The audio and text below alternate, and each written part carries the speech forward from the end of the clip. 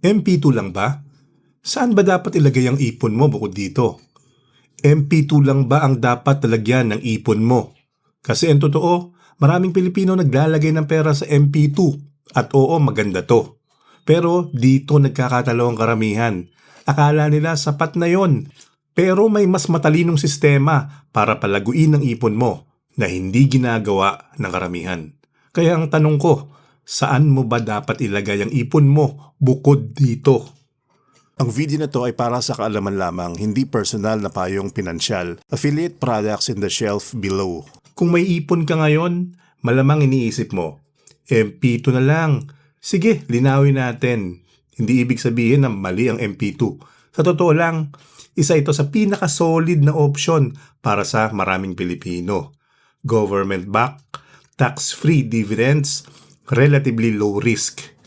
Kaya kung may pera ka sa MP2, tama ang direksyon mo. Pero ito ang hindi napapansin ng karamihan. Maraming Pilipino ang iniisip, kapag nailagay na nila ang ipon nila sa MP2, ayos na, tapos na. Doon nagkakatalo. Kasi ang MP2, hindi siya buong sistema. Isang bahagi lang siya. At kung doon lang umiikot ang pera mo, may parte ng pera mo na hindi gumagalaw. May kita na hindi mo naaabot. At mas mabagal ang usad ng ipon mo kaysa sa kaya nitong gawin. Kaya sa video na to, papakita ko sa iyo saan mo pwedeng ilagay ang ipon mo bukod sa MP2. Paano mo hahatiin ang pera mo para hindi lang safe kundi lumalaki rin. At anong simpleng sistema na ginagamit ng mga taong marunong magpalago ng pera.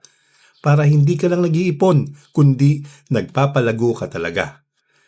Ngayon para mas malinaw, kasi dito nagkakagulo ang karamihan. Kapag may ipon sila, iisa lang iniisip. Saan ko ilalagay lahat ng pera ko? MP2 ba? Sa bangko ba? O ibang investment? Parang kailangan mong pumili ng iisang sagot lang. Dito ko na ilalagay lahat. Pero ang totoo, hindi mo kailangan pumili lang ng isa. Hindi MP2 lang. Hindi rin bangko lang. Kailangan mo ng sistema. Kasi ang pera mo, hindi dapat iisang galaw lang ang ginagawa. May parte na dapat steady. May parte na dapat ready. At may parte na dapat lumalago. Kung pare-pareho ang role ng lahat ng pera mo, may kulang. At doon nagsisimula ang problema. Kaya imbis na isipin mo kung saan mo ilalagay ang buong ipon mo, mas tamang tanong, paano mo ito hahatiin? Isipin mo ang ipon mo parang hinahati sa 3 lalagyan. Ang unang lalagyan, safety. Ito yung pera na hindi mo gagalawin basta-basta. Hindi ito para sa emergency ngayon, hindi rin ito para sa biglaang gastos. Ito yung pera na pinoprotektahan mo para sa future mo. Dito pumapasok ang MP2.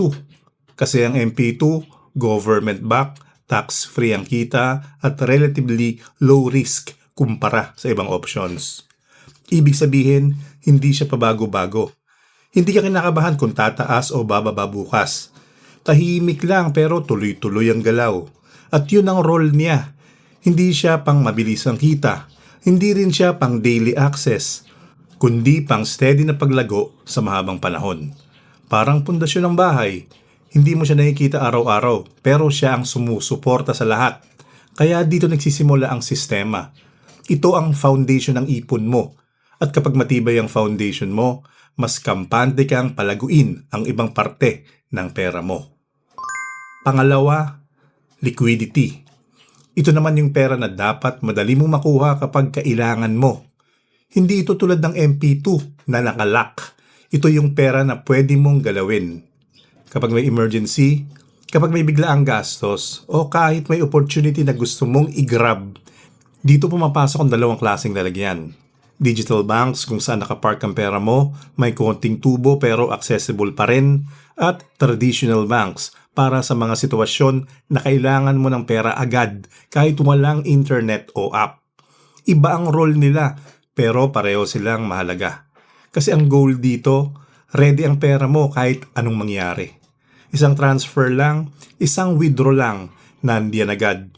At ito ang mahalaga kasi kahit gaano kaganda ang investment mo, kung wala kang accessible na pera, mapipilitan kang galawin yung MP2 mo even if hindi pa siya ready.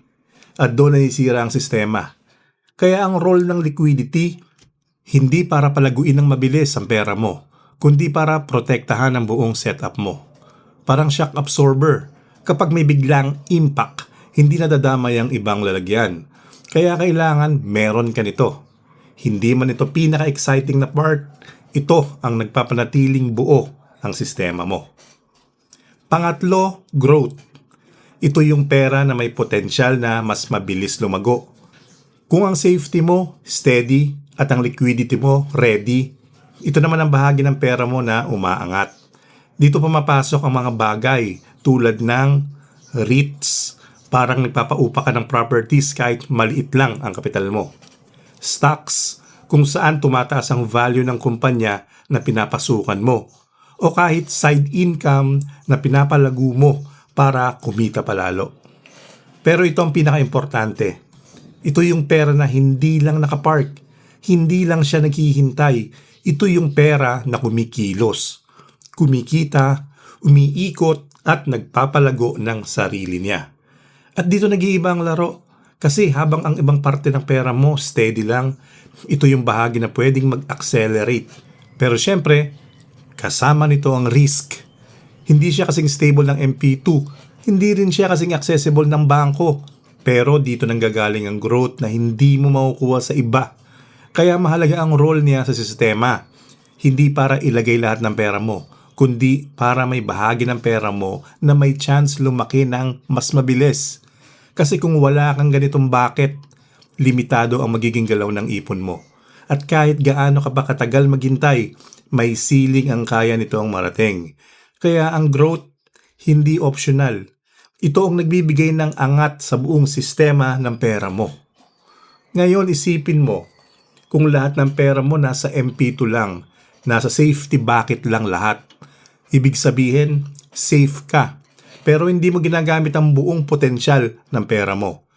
At dito ka nawawalan ng momentum. Kasi ang MP2 steady. Pero ang growth, dito nangyayari ang acceleration. Halimbawa, may 100,000 pesos ka ngayon. Option 1, lahat sa MP2. Safe, oo. Pero steady lang ang galaw. Option 2, hatiin mo. 50,000 para sa MP2. Safe yon. 30,000 para sa digital bank. Liquidity. At 20,000 pesos, growth, REITs or investment. Ngayon, may stable ka, may accessible ka, may potential growth ka pa. Ibang level ang galaw ng pera mo. Ang goal, hindi lang mag-ipon, kundi ilagay ang pera mo sa tamang lalagyan. Hindi masama ang MP2. Sa totoo lang, foundation pa nga ito. Pero kung gusto mong mas mabilis ang pag-angat ng pera mo, hindi ito dapat ang lahat. Kailangan mo ng sistema.